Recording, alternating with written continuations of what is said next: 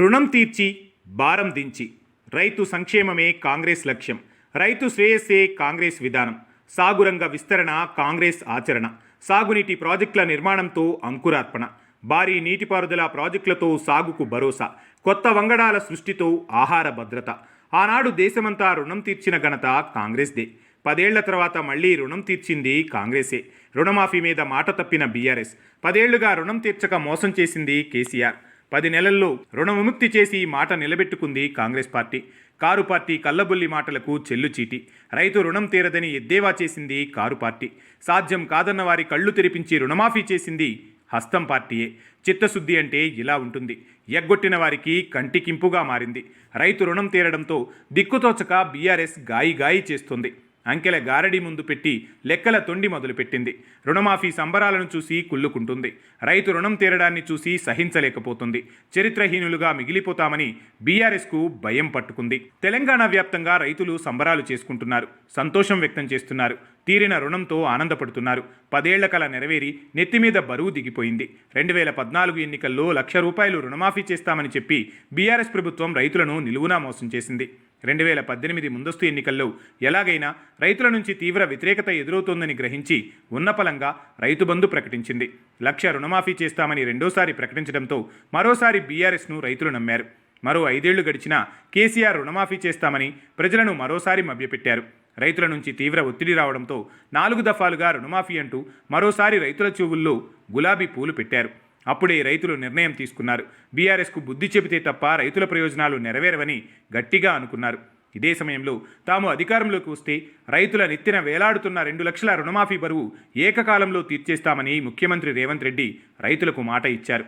ఇచ్చినట్లుగానే రైతులను రుణవిముక్తి చేశారు. నిజానికి ముఖ్యమంత్రి రేవంత్ రెడ్డి అధికారంలోకి వచ్చిన వెంటనే రైతు రుణమాఫీ చేయాలని బలంగా అనుకున్నారు. పరిస్థితులు అనుకూలించలేదు.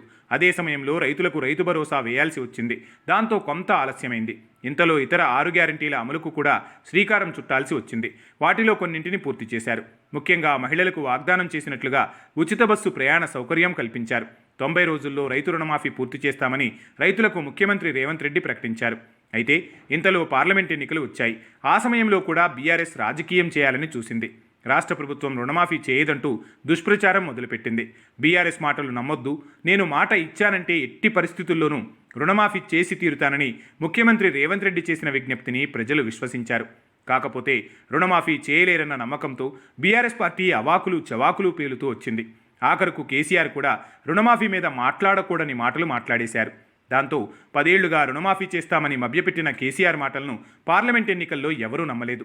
అందుకే బీఆర్ఎస్ను ప్రజలు సున్నా చుట్టేశారు. సరిగ్గా పార్లమెంట్ ఎన్నికల వేళ ఆగస్టు 15లోగా 2 లక్షల రుణమాఫీ చేసి తీరుతామని ముఖ్యమంత్రి రేవంత్ రెడ్డి శపథం చేశారు. చెప్పినట్టుగానే ఆగస్టు 15 నాడు పూర్తిగా 2 లక్షలు రుణమాఫీ పూర్తి చేశారు. ఒక పెద్ద కార్యక్రమం తీసుకున్నప్పుడు రుణమాఫీలో అక్కడక్కడ చిన్న అవాంతరాలు ఎదురవుతుంటాయి. అలాంటి అవాంతరాలు ఎదురు కావడానికి ప్రధాన కారణం గత ప్రభుత్వం తెచ్చిన ధరణి మూలంగా అనేక సమస్యలు ఎదురయ్యాయి. అనేక మంది రైతుల మధ్య ధరణి చిచ్చు పెట్టింది. కొత్త భూ విధానం పేరుతో తెచ్చిన ధరణి తప్పుల తడక మూలంగానే ఈ రుణమాఫీలో సమస్యలు ఎదురయ్యాయే కానీ లేకుంటే పూర్తి స్థాయిలో ఏకకాలంలో జరిగిపోయేవి. ప్రస్తుతం 3 వాయిదాల్లో పూర్తి చేసిన రుణమంతా ఏకకాలంలోనే చేశారు. బీఆర్ఎస్కు దానిపై అవగాహన లేక కాదు, రైతులను గందరగోళానికి గురిచేయాలని చూశారు. ప్రజలు బీఆర్ఎస్ను అసలే నమ్మలేదు. ఒకసారి ₹1,00,000 రుణమాఫీ చేశారు. కానీ 1,00,000ను 4 వాయిదాల్లో పూర్తి చేయలేదు. 1,00,000లోపు రుణాలున్న రైతులను ముందుగా ఎంపిక చేసి వారందరికీ ఏకకాలంలో పూర్తి చేశారు. వారిని రుణ విముక్తి చేశారు. అంటే ఏకకాలంలో 1,00,000 రుణాలున్న రైతులందరికీ ఉపశమనం కలిగింది. తర్వాత 1,50,000 రుణమున్న రైతులకు పూర్తి స్థాయిలో రుణం మాఫీ అయింది. అంతేకాని 1,50,000 ఉన్న రైతులకు వాయిదాల పద్ధతిలో రుణమాఫీ చేయలేదు. ఒకసారి 1,00,000, ఆ తర్వాత 1,50,000 రుణమాఫీ చేయలేదు. ఒకేసారి ₹1,00,000 అప్పు ఉన్న రైతులకు ఎలా రుణమాఫీ చేశారో 1,50,000 బాకీ ఉన్న రైతులను కూడా ఏకకాలంలో రుణ విముక్తుల్ని చేశారు. ఆఖరుగా ₹2,00,000 రుణం ఉన్న రైతులను కూడా అదే తరహాలు ఒకేసారి రుణమాఫీ చేశారు.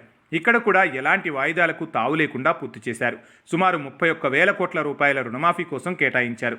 ఇలా ఏకకాలంలో ఇంత పెద్ద మొత్తంలో రైతు రుణమాఫీ చేసిన ప్రభుత్వాలు ప్రపంచంలోనే ఎక్కడా లేవు. ఇప్పటి వరకు ఎవరూ చేయలేదు. ఇంత పెద్ద బృహత్తరమైన కార్యక్రమంలో కొన్ని లోపాలు ఉండడం సహజం. అయినా ప్రభుత్వం వారిని వదిలేస్తామని చెప్పడం లేదు. వారికి పూర్తి చేస్తామని చెబుతూనే ఉంది. కానీ బీఆర్ఎస్కు ఆత్రం మొదలైంది. కనీసం ఇక్కడైనా గెలుద్దామని బీఆర్ఎస్ తొందరపడింది. కానీ ఆ పార్టీ పప్పులుడికేలా లేవు. ఎన్నికలకు ముందు హామీ ఇచ్చిన విధంగానే పూర్తిస్థాయి రుణమాఫీకి కట్టుబడి ఉన్నామంటూ ప్రభుత్వం పదే పదే చెబుతూనే ఉంది. కానీ బీఆర్ఎస్ నేతలకు ఆ మాటలు చెవికెక్కడం లేదు. రైతులకు అర్థమైంది. ఎవరైనా రుణమాఫీ జరగని రైతులు వెంటనే దరఖాస్తు చేసుకోవాలని సూచించింది. అందుకు కొంత సమయం గడువు కూడా ఇచ్చింది. ఇక్కడ మరో మాట కూడా చెప్పుకోవాలి. 2 లక్షలకు పైగా ఉన్న రైతులకు కూడా రుణమాఫీ చేస్తామని తాజాగా రాష్ట్ర ప్రభుత్వం ప్రకటించింది. అంటే తెలంగాణ రైతుల తల మీద ఎలాంటి రుణభారం ఉండకూడదన్న సంకల్పంతో సర్కారు ఉంది. రైతు సంక్షేమం కోసం కాంగ్రెస్ ప్రభుత్వం కృషి చేస్తోంది. ఇలా రుణమాఫీ గతంలో 2004లో అప్పటి కేంద్ర ప్రభుత్వం ఏకకాలంలో దేశమంతా చేసింది. ఆ సమయంలో ఉమ్మడి రాష్ట్రంలో కూడా కాంగ్రెస్ పార్టీయే అధికారంలో ఉంది. ఆ రోజుల్లో కూడా ₹1,00,000 వరకు ఉన్న రైతుల రుణమాఫీ జరిగిపోయింది.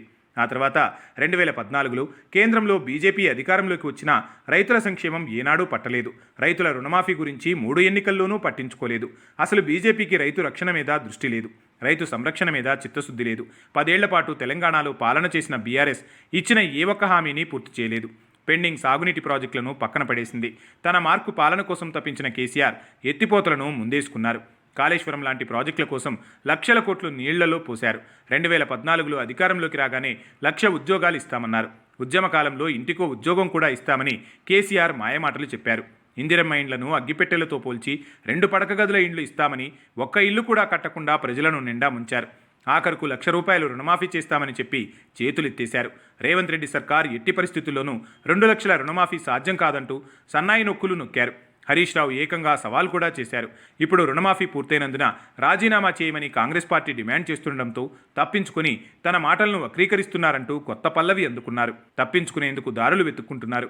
పైగా రుణమాఫీని తప్పుపడుతున్నారు. కృత్రిమ ఉద్యమాన్ని లేపి రైతులను ఎగదోసే కార్యక్రమం పెట్టుకున్నారు. 10 ఏళ్ల పాటు ఇచ్చిన హామీని అమలు చేయని బీఆర్ఎస్కు రుణమాఫీ మీద ప్రశ్నించే హక్కే లేదు. రైతు సంక్షేమం కాంక్షించే కాంగ్రెస్ను నిలదీసే అవకాశం బీఆర్ఎస్కు లేనే లేదు.